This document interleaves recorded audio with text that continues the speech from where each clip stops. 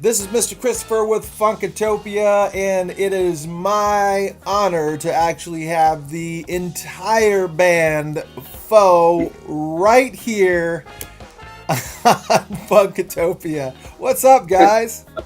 Hey, how's it going? Up? Man, let me tell you something. When Joe contacted me, I think it was Joe that contacted me initially when you guys were first starting this whole recording process for this second album.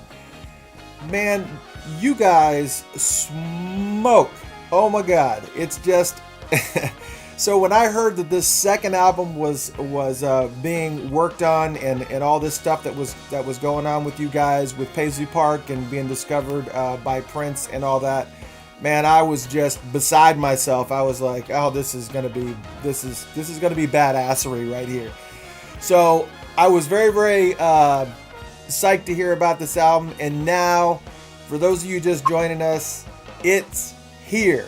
And actually, today, you guys at Funkatopia who are listening online are going to get an exclusive preview of the album only on Funkatopia, starting today, Wednesday, and it will be released on Friday for all of you guys to run and kill yourselves over to go get at the record store.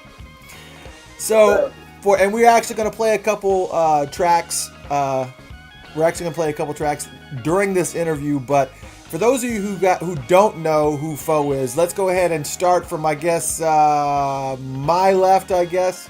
And just introduce yourselves and what you do in the band for those who don't know who PHO is. So my name is Joe Christensen, or Joe Paris, and I play guitar in PHO. I'm one of the two guitar players. So they can call you Joe Christensen or Joe Paris. Either one's fine. His last name is Christensen, so gotcha. We don't okay. want. That's not how it works. I'm L.A. Buckner, and I play the drums. My name is Spencer Christensen. I also play the guitar. No relation. I'm Luke. I play trumpet. I'm Aaron Levine. I play the saxophone. I'm Patrick Horgan. I do keyboards and synthesizers. So how did you guys... Oh, here you are! Oh my God! I know somebody else. This is great. Go ahead. I'm sorry. Go, introduce yourself one more time. I think I talked over you. I'm Luke Eibach. I play bass. All right. So he's not even in there. There you are. Joe's not in the screen either. It's fine, but it's all cool. So how did you guys meet each other? I mean, what's the story there? Because a lot of people have no idea who you are at this point, but they're going to, and it's going to be quick and it's going to be brutal. It was killing to be Betsy. Well, it was a combination of school, prior relationships in other bands, and then also just the local music scene. And we all came together. Most of us went to McNally Smith College of Music in St. Paul, Minnesota. So that's how a lot of us met. And if they weren't in the band when it started, we met them still through school, and then they came in through that. So I was the number one fan of PHO before I was in music. So that's true. Cool. So did you get the opportunity to see them live, and then it was just like, I need to be playing with those guys, and whoever that drummer is has got to go? Is that what it was? Drummer was really good, though. He was great. He's a good friend of mine. I loved everything he did. I'm like, dang, I want to do that. I want to do that. That's what I like to play. So, yeah. Well, that's the best way to do it. So, I there's so many band stories that I've heard over the years where it's been like that. Somebody will see a band that they really, really like and have been like, I'm going to be in that band. Wherever it's playing the instruments, I'm in.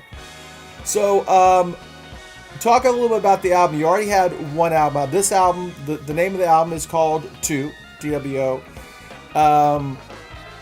And when did the recording of this take place? I mean, have you guys been writing over, how long of a period of time has it been for writing all the material that's on this album? We recorded, we came up with the material over the course of about 2 years. If you're performing it at shows and having writing sessions at rehearsal. But then we recorded the record at Pachyderm Studio in Cannon Falls. We just went there and lived there for a week and tracked the record. And so yeah, that was last summer. And we just recorded the whole record in one go. So yeah, it's like a house and a studio right next to each other, kind of in the middle of the woods of Minnesota, like a small town. Yeah. So we just went there for a week and kind of really hunkered down and really got the vibes rolling and used the inspiration of all our friends and being there and just like all the old equipment and the cool like scenery in the middle of the summer, and like we'd be recording and just see like deer outside the window when we're recording. It's like a really cool experience. I think it kind of translates to the record, like the vibe of everything. Are there any really cool instruments that you got to utilize on this album that you're like, oh yeah, this is gonna be fantastic? In a preview, there's a keyboard solo. On Still Waiting, there's an amazing keyboard solo that Pat took on what's called a Univox, and he did it in one take and just improvised all those effects on the spot, and that's kind of like a highlight in the record that you guys will get to hear. Oh, that's going to be awesome. Matter of fact, why don't we go ahead and do that now? You have a video to this song as well. So as I said, you guys are getting a sneak preview of this album, the entire album on Funkatopia, and here is the video for Still Waiting right here on Funkatopia.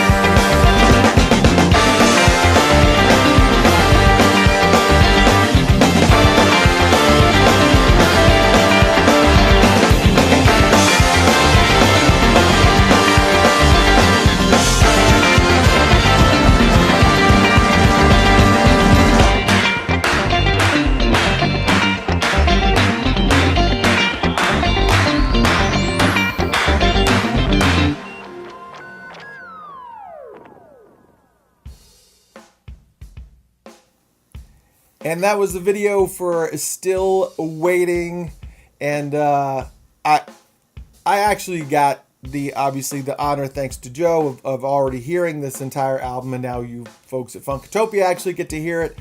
And kind of tell a little bit about the story of how we talked a little bit about in the first interview of how you were discovered by Prince. You mentioned he had seen your video on YouTube, or a little bit about the background story, because obviously Prince stories are at a premium right now. So yeah, I guess it's hard to pinpoint the beginning just because we're from Minneapolis, and so we're all just kind of connected in the local scene here. Like, there's certain people that could have been at Paisley Park and like talking about us like a long time ago, and we just didn't know until now. But like, it kind of started when who saw the I guess Sonny Thompson saw us at Bunkers, and it was kind of to put it, a bunk show, or like the crowd wasn't crazy, it was funny. But then I guess Sonny was like, called Prince and was like, "You gotta hear this info, like come down to Bunkers," and he was like, "I can't right now." So he must have YouTubed us, and then like we just got like an email or that like from their management being like, "Cool stuff, like we wanna like what would it take to get you guys to Paisley Park?" And we're like, "Nothing." Nothing. Can you make me some pancakes? Yeah. We're there. Yeah. It was just nice to have the acceptance of Prince at the time, because the way he like tweeted about it was just like, wow, this is like, he It was like multiple times. and he was like showing people what to listen to and like this and that, so that was really cool.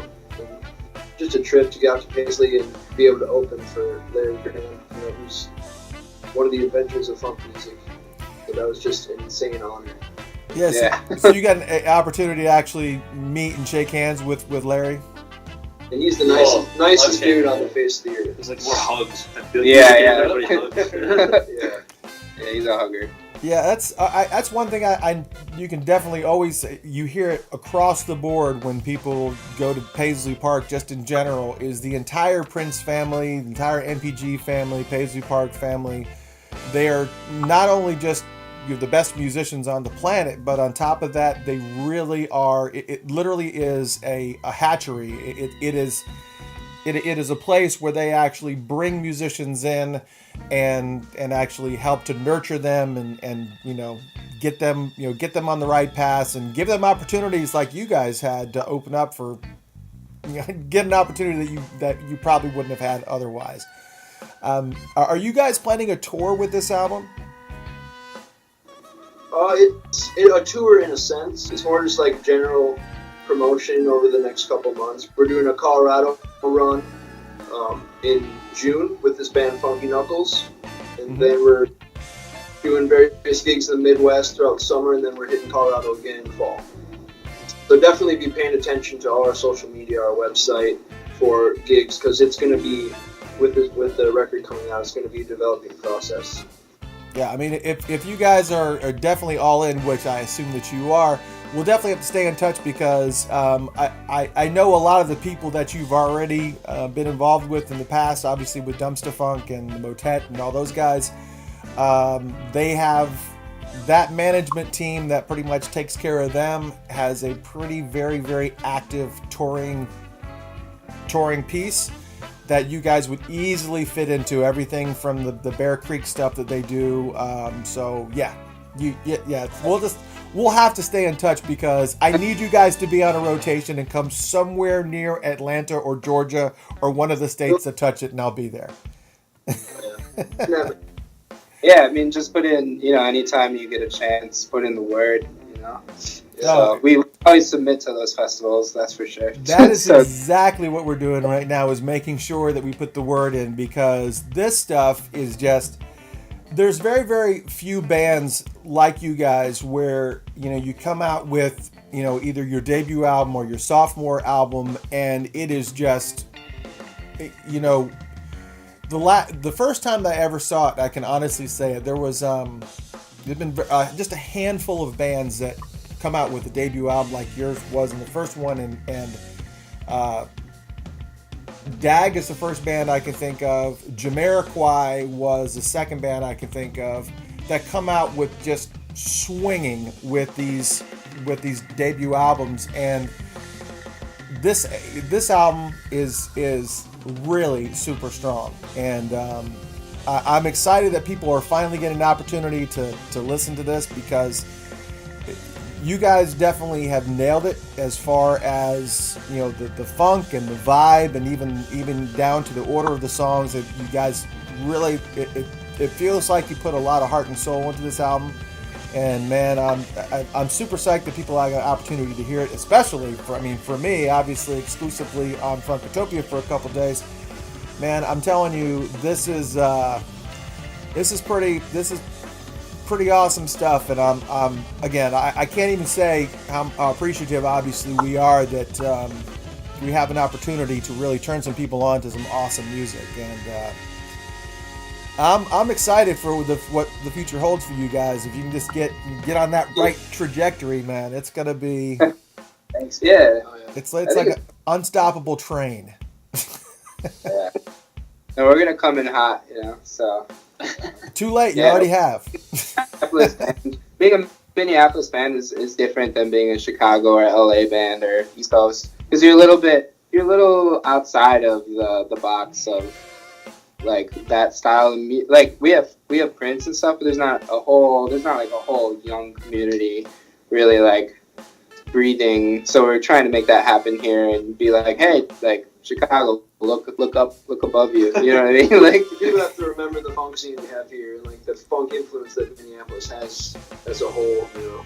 Yeah. And so we're trying to keep that, you know. Yeah, there's Colorado obviously has that scene. North Carolina obviously has that scene. North Carolina seems to be like a really big hotbed for funk bands. I mean, everybody from Your Mama's Big Fat Boogie Band to, I can just think of like a laundry list of, you know, Parliament and, you know, people that have come out of that whole just funk realm, and Minneapolis has got something very, very, very, very similar, and thanks to Prince. I mean, he pretty much made that town a music town, and it's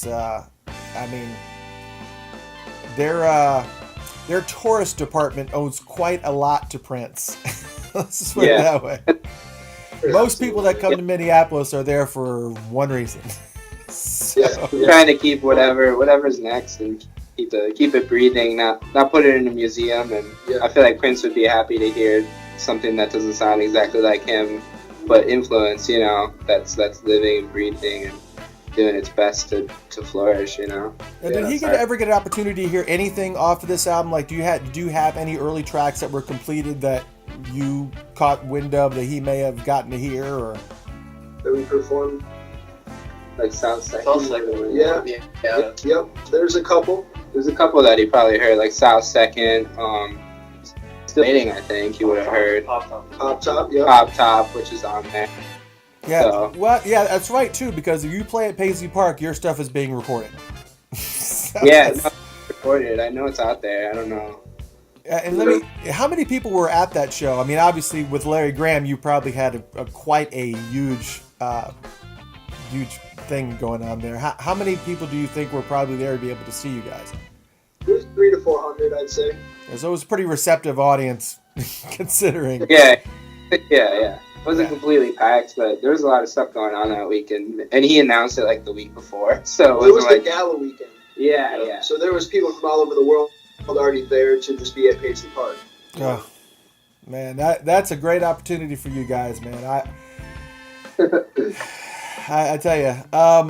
Let's play another track off the album because I know people want to hear some of this music. And the second song is, well, appropriately so, number 2. Is that correct? That's the one you wanted to play?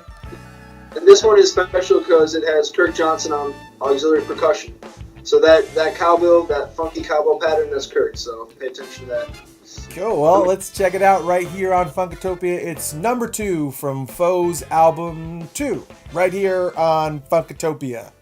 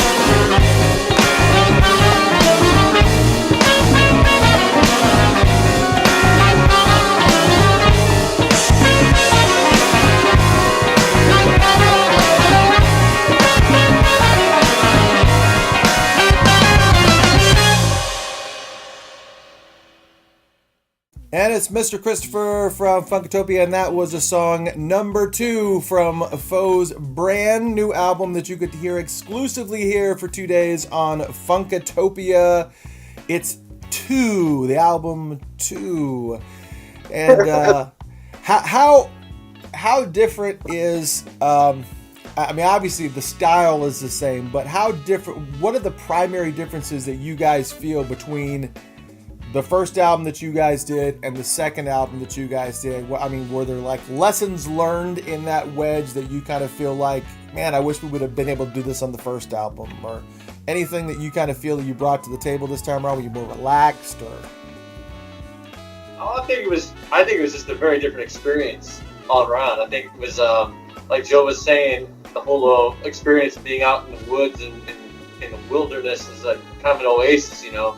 And it was just, I don't think it was anything that we wish we did differently. It was just a different vibe, and kind of everything came together perfectly, and it just made the album what it was. And I think we all enjoyed that process of being in that environment.